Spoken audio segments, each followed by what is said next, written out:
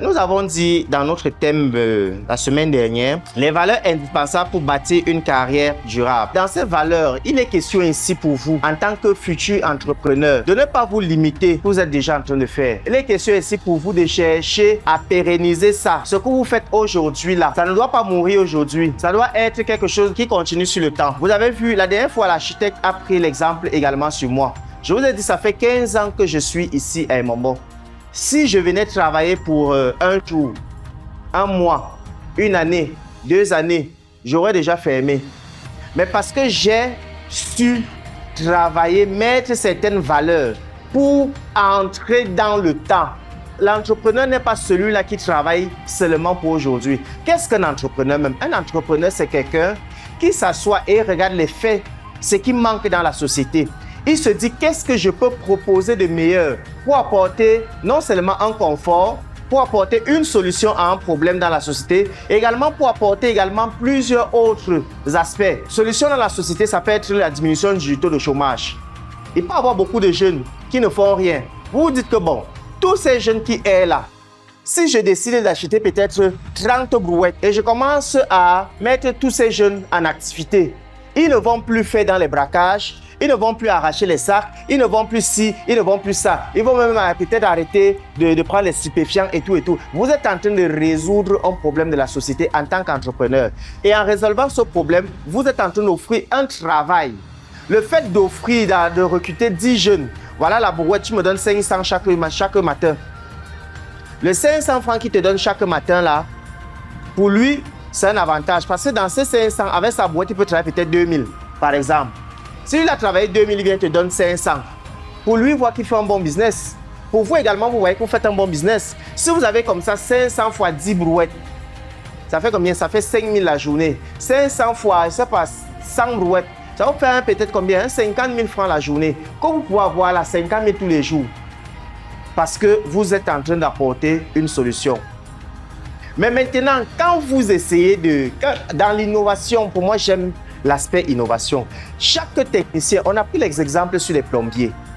Un plombier qui est habitué à un système de travail qui a déjà duré, je ne sais pas depuis combien d'années là. Tu ne veux pas entrer, tu ne veux pas faire mieux. Aujourd'hui, la plomberie, c'est déjà quelque chose de mystérieux. La plomberie a déjà atteint une autre dimension. Plusieurs personnes n'arrivent même plus à cerner la plomberie. La plomberie a atteint une autre dimension où il y a des choses où tu fais la main sur le mur comme ça, quelque chose sort, ça envoie de l'eau. C'est ça qu'on appelle l'innovation. Il y a déjà des endroits où tu ne vois plus le robinet, tu viens avec tes mains, tu mets, quelque chose sort, ça lave tes mains, tu enlèves, tu remets quelque part, quelque chose, l'air chaude, ça sèche tes mains. Il n'y a plus les choses que tu essuies les mains comme ça là. Tu finis de laver tes mains au robinet, après on te voit en train de faire ça. On a traversé l'époque. Je voyais récemment une vidéo et on parlait je crois que c'était des Chinois. Soit les Chinois, soit les Indiens. Ils ont apporté une solution. Aujourd'hui, plusieurs personnes ont les problèmes avec les toilettes. Quand tu pars, tu t'assois sur un bidet. Parfois, vous voyez les femmes, elles viennent avec un torchon, elles nettoient d'abord le bidet et après, on ne sait pas où on va jeter. Et d'autres ont un problème d'hygiène. Parfois, poser les mains et tout et tout. Alors, les gars ont conçu un système. Ils ont conçu un système où, je peux appeler ça, excusez-moi un peu du dessin, c'est peut-être plusieurs choses comme ça. Et après, ça a un sens de rotation. Vous voyez, voici, c'est vous qui entrez ici. Lorsque vous entrez, voici le bidet que vous utilisez. Voici le bidet que vous utilisez. Lorsque vous finissez d'utiliser ce bidet, quand vous ressortez, celui-ci tourne, c'est celui-ci qui se positionne. Ça veut dire qu'ici derrière, il y a quelque chose qui prend le temps de laver, de stériliser, de désinfecter, le bidet qui va tourner. Qui comprend un peu ce que je suis en train de dire? C'est ce que j'ai vu. Je voyais ça sur TikTok. Mais j'ai posé les mains sur la tête. J'ai dit que mais c'est ce que l'architecte Bongo essaie de nous expliquer. Donc, ça résout un problème. Et il y a encore autre chose. Voici les carreaux du sol, n'est-ce pas? Parce qu'il y a les gens sales. Parfois, ils vont jeter un lotus, ils vont jeter un ceci, ils vont même sortir avec la poussière des pieds. Après ta sortie, il y a un espace comme l'eau qui vient, ça pousse toutes les saletés. Donc, ça pousse et maintenant les carreaux ont un système auto-absorbant. C'est-à-dire qu'en quelques 30 secondes, ça a déjà nettoyé le sol, les carreaux ont déjà séché. Il y a 1, 2, 3, peut-être 5 WC qui pivotent. Vraiment, c'est une technologie parfaite. Ça résout plusieurs problèmes. Il y a des gens, tu utilises un bidet, si tu viens utiliser l'autre, automatiquement tu tombes malade. Alors, est-ce qu'avec ce système-ci, ça ne résout pas ce problème? Ça diminue même d'abord les gens qui vont venir à chaque moment nettoyer. Et ces gens, parfois, on dit que tu es censé laver après le passage d'une personne. Lui, il préfère laver après le passage de 4 personnes. Ça ajoute un taux de chômage, mais autrement. Ça, c'est une innovation technologique. Je prends maintenant l'exemple entre le taux de chômage et l'infection aux maladies. Regardez, j'ai pris l'exemple tout à l'heure. L'argent d'entretien est censé passer après chaque passage d'un individu, d'un usager. Maintenant, lui, il est peut-être fatigué. Même pas qu'il est fatigué, peut-être qu'il est occupé à faire autre chose. 2, 3 individus usagers passent au même moment. Et parmi les 3, peut-être le deuxième, il a peut-être une maladie, il s'est assis. Toi aussi, tu ne sais pas, il a réellement chassé, mais les microbes, les mycoses sont restés. Toi aussi, tu viens, tu t'assois sur le même bidet et du coup, tu es infecté. Et après, tu vas aller à l'hôpital, tu ne sauras pas, surtout les femmes.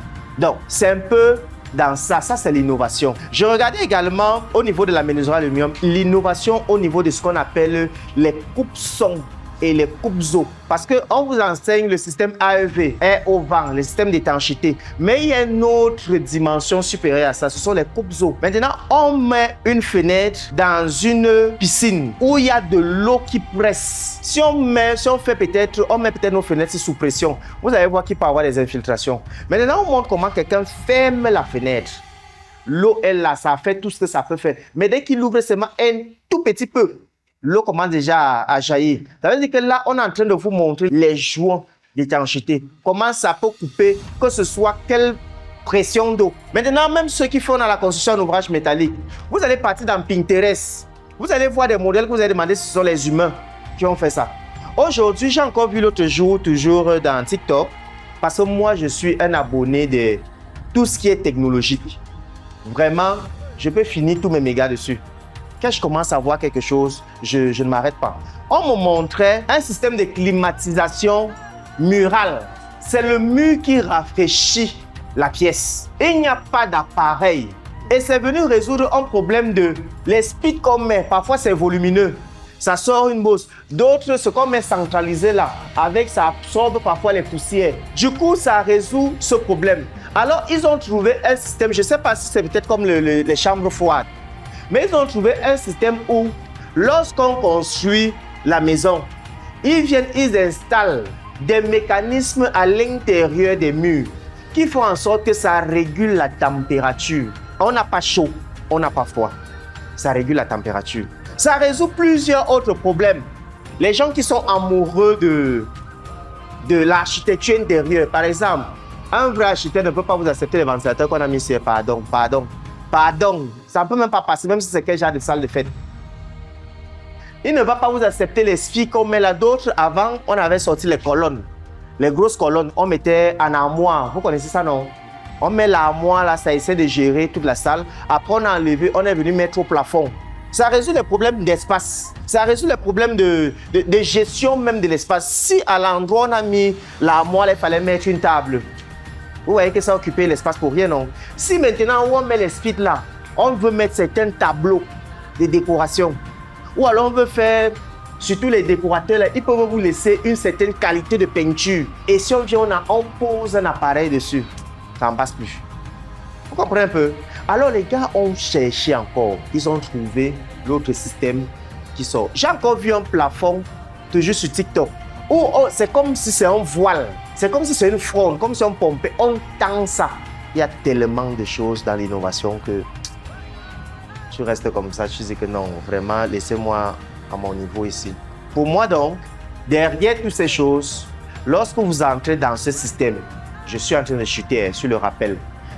Lorsque vous entrez dans ce système-là, lorsque vous entrez dans, comme on a dit ici là, permettez-moi, comme on a dit, les valeurs indispensables pour bâtir une carrière durable. Lorsque vous mettez toutes ces valeurs en place, lorsque vous mettez tout ce que vous pensez de grand là, l'objectif final, c'est que l'entreprise que je crée aujourd'hui, si je puisse pérenniser mes clients, je puisse pérenniser l'entreprise, je puisse pérenniser mon personnel. Il y a aussi des gens qui ne font pas plus d'1 an avec quelqu'un. Hein. À peine vous commencez une collaboration, patron, employé, l'employé voit que tu es chiant, il part. Imagine-toi donc que tu as un employé qui a commencé un travail. C'est lui qui a tout le schéma du travail. Et après, un chemin d'essayer de laisser le travail là. Il part. Vous êtes obligé de chercher quelqu'un d'autre qui va venir recommencer à réfléchir sur ce que l'autre avait déjà réfléchi. Vous comprenez un peu? C'est pourquoi même avec vos collaborateurs, il faut bâtir quelque chose de durable. Je dis avec vos propres collaborateurs, il faut bâtir quelque chose de durable.